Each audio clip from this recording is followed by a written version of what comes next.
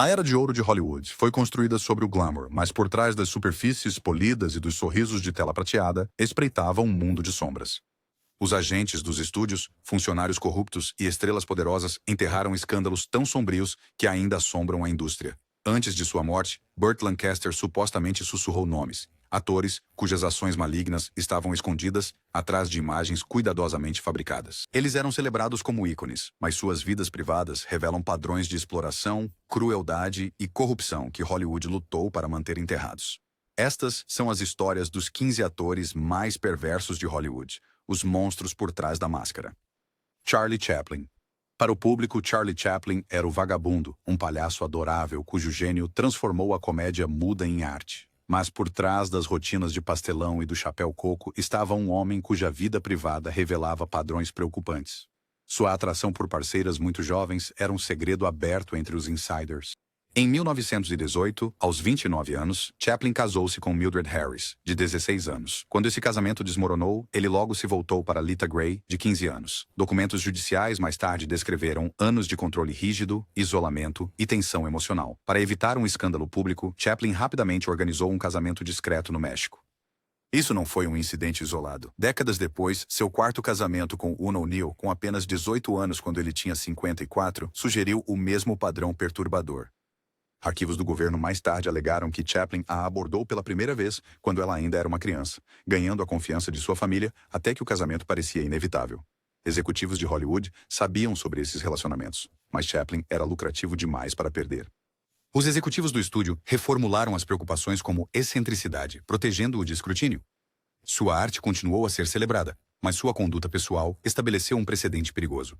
Chaplin ajudou a estabelecer o modelo de como a indústria protegeria figuras poderosas, minimizar comportamentos preocupantes, manipular histórias para a imprensa e silenciar aqueles que questionavam. A história o lembra como um pioneiro do cinema, mas a verdade é mais complicada. O vagabundo pode ter entretido milhões, mas o homem por trás da imagem deixou um legado obscurecido por sombras. Spencer Tracy. E Spencer Tracy personificava a decência na tela. Sábio, paternal, confiável. O público confiava nele. Mas longe das câmeras, Tracy vivia sob o manto de segredo da MGM. Os executivos até criaram o Tracy Squad, uma equipe particular de motoristas e assistentes cujo único propósito era encobrir seu comportamento. Ex-funcionários lembraram de incidentes perturbadores envolvendo a adolescente Judy Garland. Tracy supostamente a encurralou em camarins, lembrando-a de que resistir acabaria com sua carreira. Quando Garland mais tarde enfrentou uma crise, o solucionador de problemas da MGM, Howard Strickland, organizou um procedimento médico discreto que ela nunca quis, deixando-a abalada para a vida toda. Notas do estúdio sugerem que Garland estava longe de ser a única pressionada ao silêncio.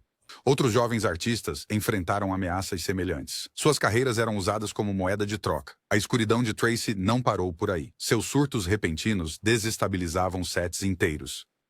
A coestrela Irene Dunne uma vez descreveu como ele sussurrava comentários perturbadores durante cenas românticas, borrando a linha entre atuação e intimidação. Todos sabiam, mas Tracy era ouro de bilheteria. Sua imagem cuidadosamente cultivada de figura paterna tornava qualquer acusação inacreditável para o público, não importando o quão credível parecesse em particular. Por trás do sorriso caloroso estava um homem protegido por camadas de influência. Hollywood não apenas o ignorou, mas construiu uma narrativa que apagou verdades desconfortáveis. Para milhões, Tracy era a bússola moral da América, mas por trás das luzes, ele simbolizava como a corrupção podia se esconder à vista de todos. Sua carreira não era apenas sobre talento. Era sobre até onde o sistema iria para proteger uma de suas estrelas. Clark Gable. Clark Gable foi coroado o rei de Hollywood, o símbolo máximo do charme masculino, mas seu trono foi construído sobre silêncio e medo. Em 1935, durante as filmagens de Call of the Wild, a coestrela Loretta Young desapareceu por meses. Quando ela retornou, afirmou ter adotado um bebê, Judy Lewis. Só décadas depois, a verdade veio à tona. Judy era filha de Gable, concebida em circunstâncias problemáticas que Young não podia revelar publicamente.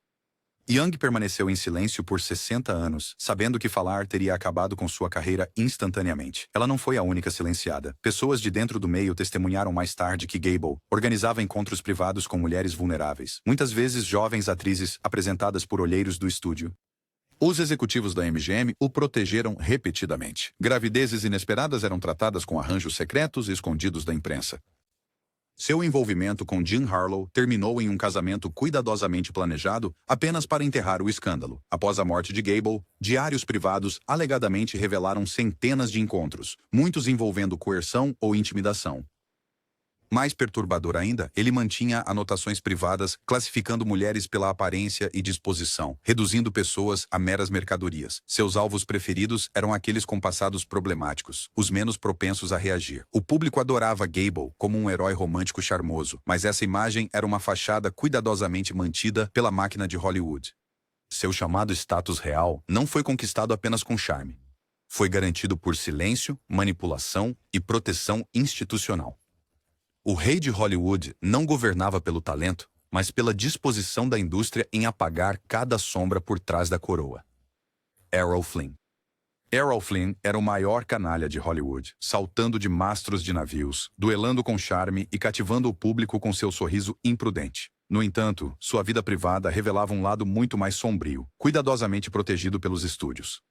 Em 1943, duas adolescentes, Betty Hansen e Peggy Satterley, acusaram Flynn de má conduta. As histórias delas eram perturbadoramente semelhantes. Convidadas a bordo de seu iate, oferecidas bebidas misturadas com substâncias desconhecidas e deixadas incapazes de se defender. Flynn supostamente até deu um nome à sua mistura: The Flynn Special. Membros da tripulação mais tarde testemunharam que isso não foi um incidente isolado, mas parte de um padrão recorrente. Festas de fim de semana no iate frequentemente terminavam com garotas saindo em lágrimas, suas experiências apagadas por meio de intimidação e silêncio. A Warner Brothers reagiu imediatamente, colocando todo o seu peso por trás de Flynn. O estúdio financiou sua defesa legal, enquanto os jornais retratavam as adolescentes como oportunistas. O advogado de Flynn, Jerry Gisler, foi pioneiro em táticas agressivas no tribunal: desacreditar as acusadoras, forçá-las a exames humilhantes e transformar seu trauma em invenção. Contra essas probabilidades, o júri absolveu Flynn. Ironicamente, o escândalo não destruiu sua imagem, amplificou-a. Os fãs começaram a vê-lo como um amante perigoso, confundindo predador com charme. O julgamento foi um ponto de virada não apenas para Flynn, mas para Hollywood. Estabeleceu um precedente assustador de que as estrelas eram intocáveis se fossem lucrativas. O carisma de Flynn tornou-se seu maior escudo, suas atuações no tribunal mais um papel no palco. Por trás do herói aventureiro admirado mundialmente estava um homem que operava acima das consequências. Seu legado, um testemunho de até onde a indústria iria para proteger seus ícones. Joan Crawford. Joan Crawford era a deusa gélida do cinema. Seu glamour na tela uma máscara para a crueldade que espreitava por baixo. Ao contrário de outros, ela não dependia de agressão física. Seu verdadeiro método de controle era a manipulação. Crawford construiu uma rede de inteligência pessoal empregando publicitários e assistentes para coletar segredos sobre rivais. Ela compilava dossiês que poderiam arruinar carreiras com um sussurro ou um vazamento bem timed. Colegas que a cruzaram muitas vezes se encontraram destruídos, não por acaso, mas por seus planos cuidadosamente calculados. Sua crueldade se estendia à sua própria casa. Os filhos adotivos Christina e Christopher mais tarde descreveram anos de tormento psicológico. Crawford os exibiu para fotógrafos como prova de devoção materna, mas a portas fechadas exigia obediência absoluta, ensinando medo em vez de amor. Sua rivalidade infame com Bette Davis tornou-se lendária não apenas por palavras afiadas, mas pela obsessão de Crawford em explorar as fraquezas de Davis. Ela orquestrava conflitos no set de filmagem, desestabilizando produções para ganhar vantagem. Os membros da equipe lembravam-se de suas explosões de raiva que interrompiam as filmagens, tempestades que deixavam impressões duradouras. Ela prosperava na divisão, atores contra a equipe, equipe contra diretores, garantindo que ninguém pudesse se unir contra ela. Os estúdios toleravam tudo isso. Crawford era rentável e os executivos acreditavam que suas táticas destrutivas mantinham sua vantagem competitiva afiada. Seu legado é frequentemente pintado com glamour gelado, mas por baixo dos paetês e tapetes vermelhos estava uma mestre manipuladora. Ela não era apenas uma estrela. Ela era uma estrategista que transformou o próprio Hollywood em um campo de batalha, onde o controle era sua maior atuação. Mickey Rooney. Mickey Rooney foi uma vez o queridinho da América, um prodígio cujo entusiasmo e humor o tornaram a criança estrela mais bem paga de sua época. Mas a máquina de Hollywood não apenas o explorou, moldou-o em algo mais sombrio. As dificuldades que ele enfrentou quando criança não criaram empatia.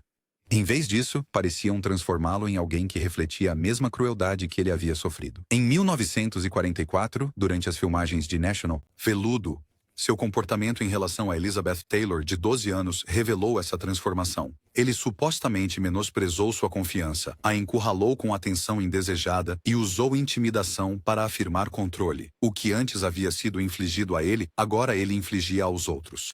Como adulto, sua vida pessoal foi igualmente destrutiva. Os 8 casamentos de Rooney foram marcados por conflitos e turbulências. Quando uma esposa tentou apresentar queixa em 1951, ela desistiu após ameaças chegarem à sua família. Suas dívidas crescentes o ligaram a figuras poderosas, e essas conexões foram usadas para manter histórias perturbadoras em silêncio. Os estúdios e os intermediários ao seu redor permitiram esse padrão. Assistentes sociais, professores e tutores designados para proteger os coestrelas infantis foram persuadidos a desviar o olhar, garantindo que seu acesso permanecesse irrestrito. O menino que um dia foi vítima tornou-se um homem protegido pelo próprio sistema que o criou. A história de Rooney é mais do que uma queda pessoal. É prova do ciclo vicioso de Hollywood. Aqueles que sofreram muitas vezes se tornaram perpetradores e a máquina continuou girando. O menino sorridente que a América adorava tornou-se uma figura ameaçadora, mostrando como o abuso não controlado se multiplica através das gerações. Tallulah Bankhead. Tallulah Bankhead era famosa por sua sagacidade, ousadia e carisma sedutor. Para o público, ela era uma mulher liberada, uma transgressora que vivia a vida em seus próprios termos. Mas por trás das risadas e comentários escandalosos, as indulgências privadas de Bankhead mascaravam uma realidade perturbadora. Exploração sistemática de jovens escondida sob os pontos cegos da sociedade. Ela frequentemente se gabava de centenas de conquistas antes dos 30 anos, apresentando seu comportamento como uma confiança ousada. Na realidade, muitos desses encontros envolviam adolescentes vulneráveis de escolas preparatórias de elite. Arquivos de inteligência britânicos sugeriram mais tarde que sua presença em escolas como o Eton College não era coincidência. Ela supostamente visava meninos de famílias desestruturadas ou ausentes, usando glamour e charme como ferramentas de persuasão. Ao contrário de predadores masculinos, Bankhead operava com quase total impunidade. A sociedade da época se recusava a ver os jovens como potenciais vítimas, descartando as queixas como exagero ou fantasia. Esse ponto cego cultural permitiu que ela explorasse livremente enquanto mantinha sua reputação de excêntrica charmosa. Seu estilo de vida alimentava seu poder. Quem falava enfrentava frequentemente acusações de mentir ou de se lembrar mal. Os estúdios estavam cientes de suas tendências e discretamente direcionavam atores novatos para ela, acreditando que sua influência poderia manter jovens ambiciosos obedientes. A escuridão de Bankhead estava envolta em humor e extravagância, mas deixou um legado de trauma não falado. Para cada citação espirituosa lembrada, havia vidas marcadas por manipulação e confusão. Na maquinaria de Hollywood, suas ações permaneciam invisíveis, escondidas à vista de todos sob o disfarce de glamour e charme. Jean Harlow. Jean Harlow era a loira explosiva da América, adorada por seu cabelo platinado e presença divertida na tela. Mas sua curta vida conta uma história mais sombria. A corrupção de uma vítima em uma cúmplice involuntária dentro da maquinaria sombria de Hollywood. Como adolescente, Harlow foi manipulada por executivos poderosos e usada como uma figura para entreter os insiders da indústria. Ela rapidamente aprendeu que o silêncio era sobrevivência e que a humilhação muitas vezes era apresentada como o preço da fama. Quando ela mais tarde se casou com o produtor da MGM, Paul Byrne, muitos pensaram que ela estava escapando de seu passado conturbado. Em vez disso, ela foi lançada em uma das tragédias mais misteriosas da indústria, o suicídio encenado de seu marido. Byrne supostamente estava reunindo evidências de exploração dentro de Hollywood. Quando ele foi encontrado morto em 1932, rumores se espalharam de que sua morte não foi suicídio. Relatos sugeriram que Harlow pode ter sido pressionada a ajudar a rearranjar a cena enquanto os líderes do estúdio, Irving Thalberg e Louis B. Mayer, supostamente orquestraram a limpeza. Um bilhete apareceu, evidências desapareceram e a história foi rapidamente enterrada. Os romances posteriores de Harlow a ligaram mais profundamente ao submundo de Hollywood. Ela circulava em círculos controlados por homens poderosos, participando de encontros privados que borravam a linha entre glamour e corrupção. Aos 26 anos, ela estava morta, oficialmente por insuficiência renal. No entanto, mesmo décadas depois, persiste a especulação de que sua morte pode ter sido ligada às pressões que ela vivia. Sua tragédia não foi apenas sua morte precoce, mas sua transformação. Harlow passou de uma garota explorada a uma insider corrompida, prova de como Hollywood transformou inocência em silêncio.